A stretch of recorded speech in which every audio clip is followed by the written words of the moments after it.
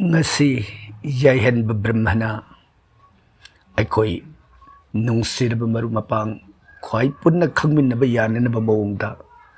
planetary position amadi vastu impact sahaibasigi matangda wafam kharadang thamjari garasingi phibam amadi aikhoina leinariba yummasna pirakliba saithengsing garahana piriba italna fundamental inner destiny haibaduni aduga vastu na piribana outer environment secondary influence asini asumna ahanbada aikoi samna khangminabi hai aikoi khudimagna afaba yumda punsibu ing tapna nungai ni hingba pami aikoi gi aning apamba asibu phangnanaba astrological science amadi architectural science anina yamna ningthina thambiramliba gyan kharadang araiba mawongda aikoi punna khangminnaba yananaba mawongda yaihanba brahmana thamjabani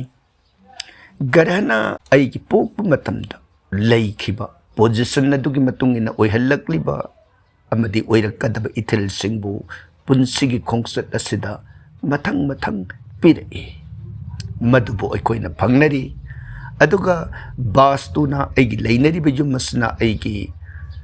yum ingkholgi position adugi matung inasu aikhoigi punsigi khongsatta pattana ithil piri garha amasung bastu ani asi yamna sawngna mari leinai anigi pandamde tongan tongali adubu anigi marakta thadoknaba yadraba mari asuna garagi position pharabasu bastu the effect leirabadi punsibu khurau selhalli asumna bastu yummasi sumna leirabasu garagi position na phatrabadi punsibu afaba maikeida sangsinbada hetawai adumna diwaraga bidhiga karmana kalli na hainabagumna aigi yum ingkhol aduna asumba mawongda thamjarabadi garagi pirakba ithil kayadagi ngakthokpada sawna mating piye khudamoina aigi Jupiter planet Brihaspati graha sima pangan yamna solab masina maram oidaga aigi buddhi gyan amadi landa thoidong akaiba pirab adu irabade bastu gi aigi yumgi north east zone singkai pangba mafam si mapangan leihallab aigi Brihaspati Jupiter mapangan solibado matomta kan khalak ngami haibasi thambirami bastuna matosumna astrology amasung bastu ani punna satminaduna punsibu mahiyan ba punsi ma phangnanaba hotna jahugadabani haina shastrana mot asi thambirami ekhoina yum kai office hospital temple amahik saba matamda mafam aduda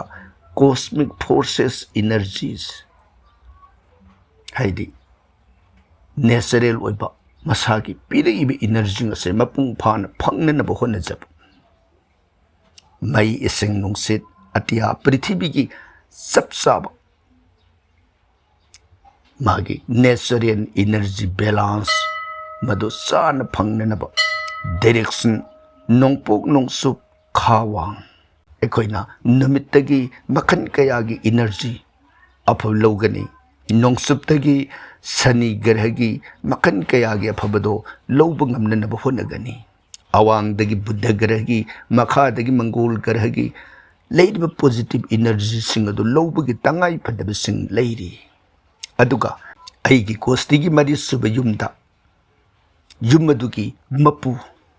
amadi yumaduda yengliba garhasing adugi matungina aigi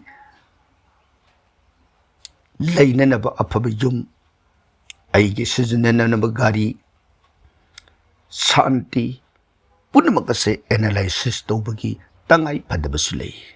aigi four house mari suba yum masida lainana bastugi yamna maru oiba khangbada kanaba yaba hiram amatang laukhatsari ngasigi tangkaksida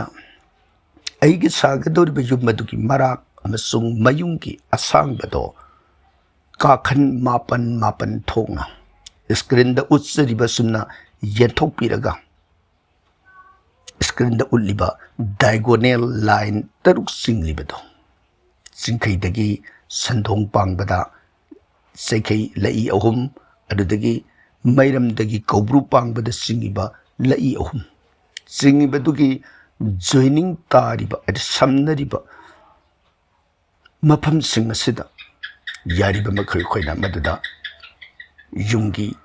वाल ससन बिदबा pillar मखोंग तादनब होनबिबा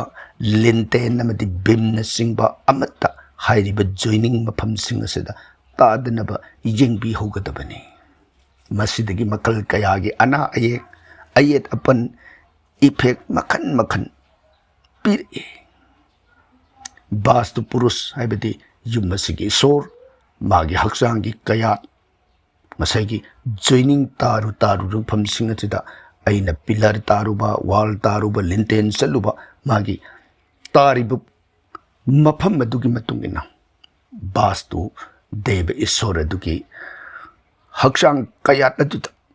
पीरुबगी सैना अदुना yum अदुदा लेरिबा मियोय सिंगी मरक्ता अमद नत्रगा अमगी मरक्ता सोउरिबा मफम अदुदगी मखन कयागी लैना फत्तबा phone सिंग पिरे अदुना साखरब युमदा मसी करिगुंबदा थोकलबदी मसी सेंगदोकपिनबा होतनबा नतना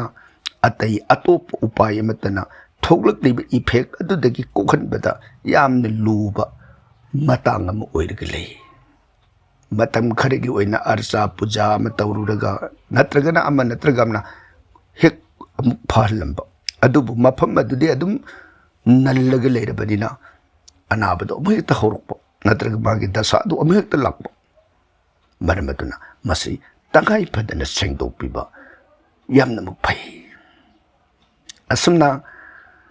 हाइरिबा Koyna सागदोरिबा yum नत्रगना लाइसंग संगोय school office कई नत्रगना bathroom टेंकी toilet